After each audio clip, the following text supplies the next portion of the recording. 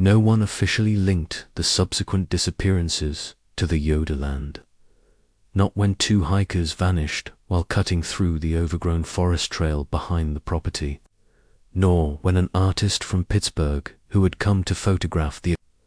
forgotten homestead was found days later wandering barefoot 20 miles away, unable to speak except in broken Pennsylvania Dutch, despite never having learned the language.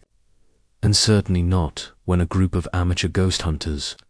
live-streamed their entry into the basement of the collapsed house only for the feed to cut abruptly after a flash of red light and the sound of something scraping against metal. Claimed poor signal, faulty batteries, or staged theatrics, but locals knew better, and the town of Hope's Hollow, barely 10 miles from the site, began to see an uptick in strange occurrences.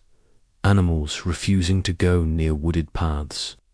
children drawing spiral symbols on school desks without understanding why, old folks waking in the middle of the night, speaking in voices that weren't their own.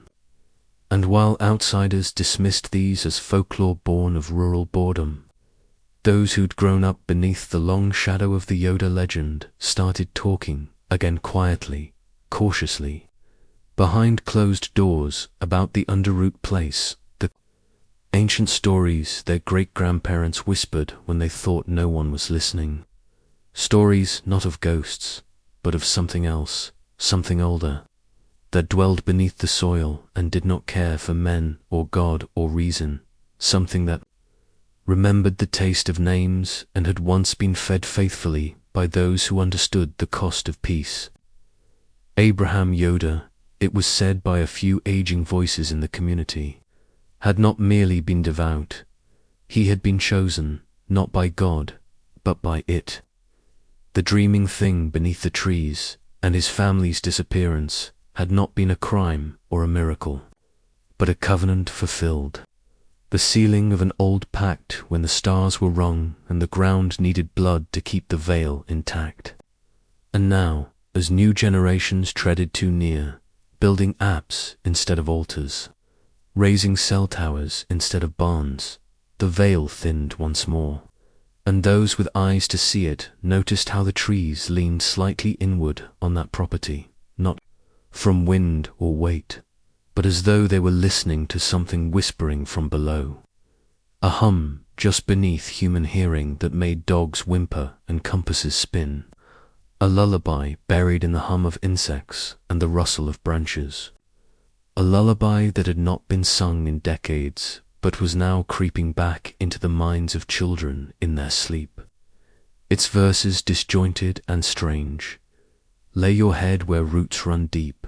where the soil remembers what it keeps.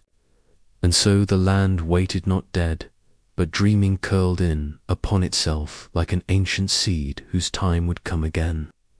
Fed now not by prayers or blood, but by attention, by memory, by the slow drip of collective belief leaking through the cracks, of skepticism for every whispered tale told in the dark, every Reddit thread dissecting the Yoda case, every late-night podcast invoking their names with reverent fear, only served to nourish the thing beneath, like drops of rain waking the roots of a long-dormant tree. And somewhere far below, deeper than bone or stone,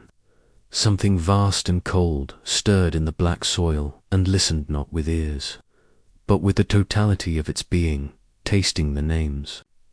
of those who dared remember, those who asked too many questions, those who came too close, and already it had begun to reach, curling tendrils of influence out beneath nearby homes, under old churchyards and school floors, worming its way through cracked foundation stones and the dreams of those who still walked the nearby fields, because even though the farmhouse had rotted and the foundation had crumbled, the pact remained intact, etched into the soil in a script no plough could turn, and as long as a single voice spoke the name Yoda with wonder or fear, it would not sleep again. And far away, on a grey morning in 2025, A woman named Rachel Dunn, daughter of Caleb, the boy who once dug barehanded 4 voices in the woods, clicked open an old message thread, drawn by an article titled 1992, The Amish Family That Vanished Without a Trace.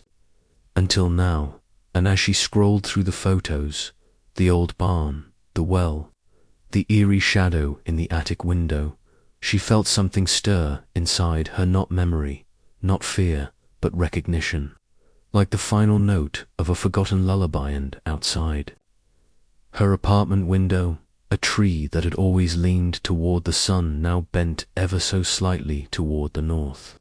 toward the fields beyond the hollow, where the wind carried whispers not meant for the waking world, and beneath the soil, far below